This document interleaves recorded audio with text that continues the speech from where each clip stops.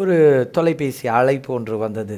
அப்பொழுது ஒரு அருமை சகோதரி என்னிடத்திலே பகிர்ந்து கொண்டார்கள். பிரதர், எனக்கு பல வருடங்களாய் போராட்டம் இருக்கிறது. என் வீட்டில் பிரச்சனைக்கு மேலே பிரச்சனை, என் வேலையில் போராட்டம், எத்தனையோ வகை வகையாக போராட்டம் இருக்குது. அதில் குறிப்பாக ஒரு காரியத்தை அவங்க சொன்னாங்க. என்ன சொன்னாங்க அப்படின்னா, அவங்க மூக்கில் ஒரு ஈ உட்காருமா. அந்த ஈ உக்காந்துட்டு போன பிறகு அவங்களுக்கு உடல் பலவீனமாயிருமா, வியாதி வந்துருமா. அப்போ அதை கேட்கும் பொழுது எனக்கு ரொம்ப ஆச்சரியமாக இருந்தது.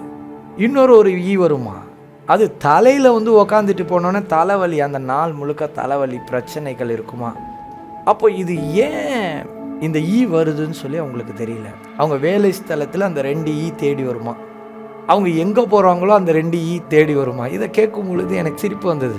என்னடா இது, இவங்க வித்தியாசமான காரியமாய் சொல்லுகிறார்கள் அப்படின்னு சொல்லி. ஆனால் அவங்க அடுத்த அந்த சாட்சியை சொல்லும் பொழுது எனக்கு ஆச்சரியமாக இருந்தது.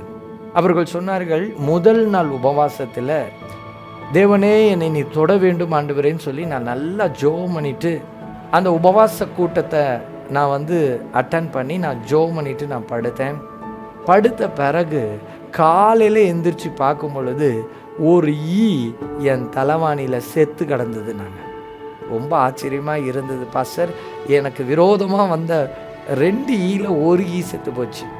அடுத்த நாள் உபவாச கூட்டத்தை நான் அட்டன் செய்தேன் பாருங்கள்.